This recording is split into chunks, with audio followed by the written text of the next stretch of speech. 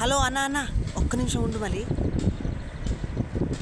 ఇది గమనించారా మీరు? అసలు మన జియో సిమ్లో 1.5 GB డేటా అయిపోతేనేమో మీ డేటా అయిపోయింది, డేటా వేయించుకోండి అని మెసేజ్ పంపిస్తారు.